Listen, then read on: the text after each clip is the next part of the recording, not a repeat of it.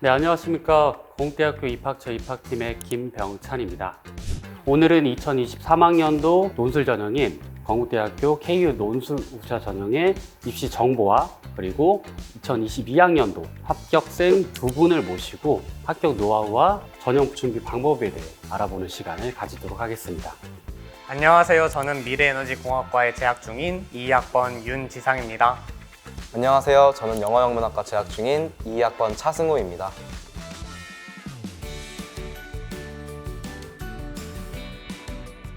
네, 논술 전형 합격 노하우를 알아보기 전에 2023학년도 논술 전형 일정 그리고 정보에 대해 알아보도록 하겠습니다. 모집 단위별 모집 인원은 총 434명을 모집하는데 각 계열별 모집 단위와 인원은 다음과 같습니다. 전형 방법은 일괄합선 전형으로 논술 100%로 치러지며 계열별로 명시된 수능 최저 학력 기준의 모든 영역을 반드시 응시하셔야 합니다. 자연계 수학에서는 미적분 또는 기하 중에 하나를 꼭 응시하셔야 하고 과학 과목 중에 두 과목을 응시하고 그중 높은 과목을 반영합니다. 수능 최저 학력 기준을 충족한 학생 중에 모집 단위별 총점에 의해 선착순으로 선발합니다. 특히 올해 자연계 논술에서 과학이 폐지되고 수학 문학만 출제될 예정입니다. 논술고사 일정은 2022년 11월 19일 토요일이고 계열별 시간을 꼭 확인하셔서 일정에 착오 없으시기 바랍니다.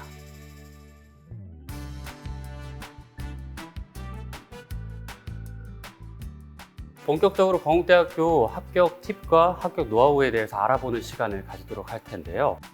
두 분은 수시 전형 중에 많은 전형이 있을 텐데 그 중에 KU 논술 우수자 전형을 택한 이유가 있을 것 같은데요. 저는 사실 제가 입시 기간을 치렀을 때 정시 전형을 위주로 공부를 했었는데요. 평소에 수학을 좋아하기도 했고 뿐만 아니라 논리적으로 작성을 하는 것에도 되게 관심이 많아서 수시 논술 전형인 KU 논술 우수자 전형에도 지원을 하게 되었습니다.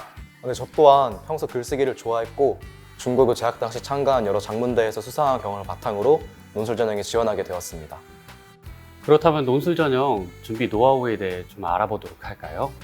제가 준비했던 것은 자연계 논술 전형인 수리논술 전형이었는데요. 수리논술 전형을 준비하기 위해서 가장 기본적인 첫 번째는 바로 개념이라고 생각을 했습니다. 그래서 제가 고등학교 때 배웠던 개념서들을 정독을 하고 이에 그치지 않고 출제위원분들이 분명히 보실 만한 교과서들을 역시 정독을 해서 가장 강조하는 개념이 무엇인지를 다시 한번 알아보는 시간을 가졌습니다.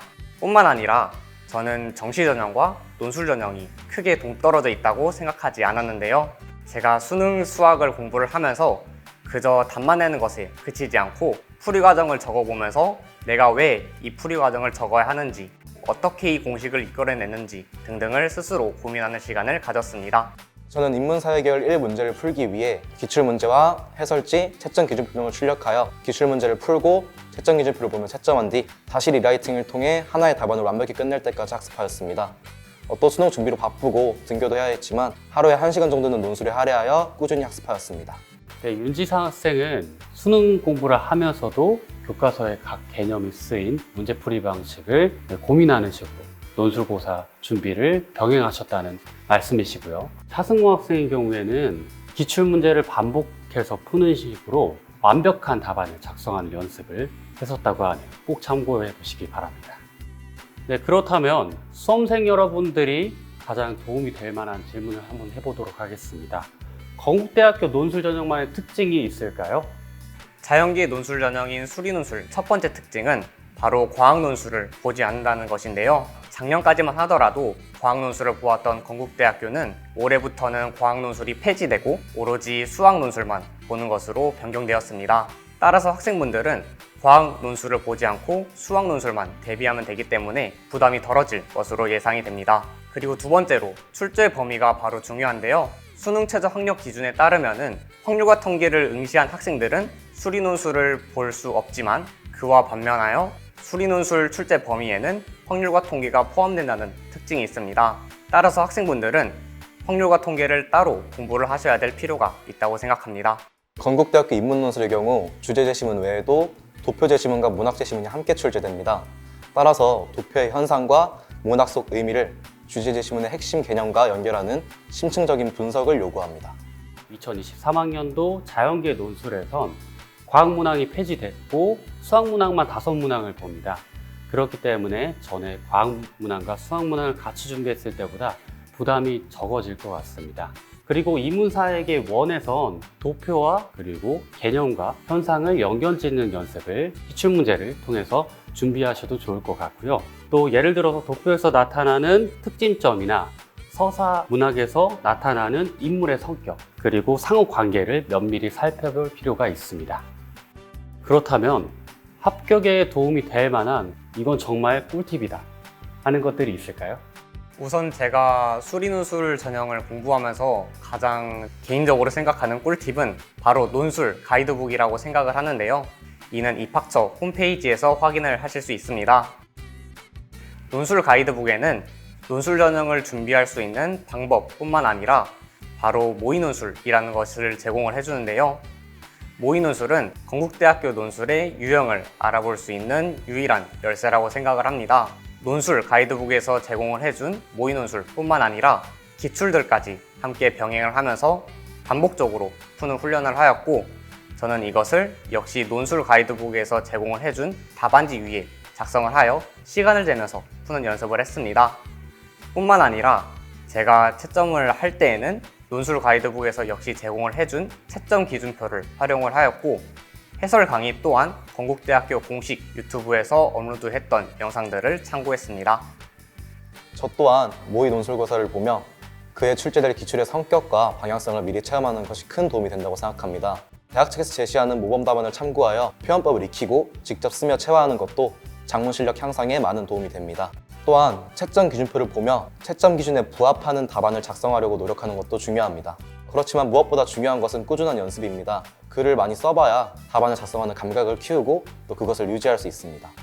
논술 가이드북 안에 모의논술이 수록되어 있으니까 꼭 한번 풀어보시고 완벽한 답안도 한번 작성해 보시면 좋을 것 같습니다. 또 매년 논술고사 문제에 대한 분석을 담은 선행학생 영역평가 결과보고서라는 파일을 꼭 참고해 주시기 바랍니다. 출제위원분들이 작성한 출제 의도 그리고 해설이 수록되어 있으니까 많은 도움이 되실 것으로 판단하고 있습니다. 네, 논술 전형을 망설이는 학생들을 위해서 진심 어린 조언 하나만 부탁드려도 괜찮을까요? 네, 논술은 높은 경쟁률 때문에 합격의 불확실성이 매우 짙은 전형입니다. 많은 수험생분들이 망설이실 텐데요. 하지만 엄연히 채점 기준이 존재하기 때문에 이에 부합하도록 답안을 작성하신다면 충분히 좋은 결과를 얻을 수 있을 것입니다. 저도 논술 전형 준비를 하면서 경쟁률 때문에 제가 크게 합격을 할 것이라고 기대를 하진 않았어요. 하지만 논술 전형만을 목표로 공부를 한다기보다는 고등학교 수학 공부와 정시 전형을 함께 공부를 하면서 동시에 논술 전형을 준비를 한다면 여러분들께서 부담을 덜 가지고 공부를 할 수 있을 것이라고 생각이 됩니다. 네, 마지막으로 진심 어린 경험에서 우러나온 조언 감사드립니다. 학생들한테 많은 도움이 될 것 같습니다. 얼마 남지 않은 건국대학교 논술고사, 앞서 설명드렸던 전형 일정 그리고 계열별 정보 꼭 확인하시고요. 그리고 두 분 합격생분들이 설명해 주셨던 준비 노하우 그리고 합격 준비 팁까지 꼭 참고하셔서 많은 도움이 되셨으면 좋겠습니다.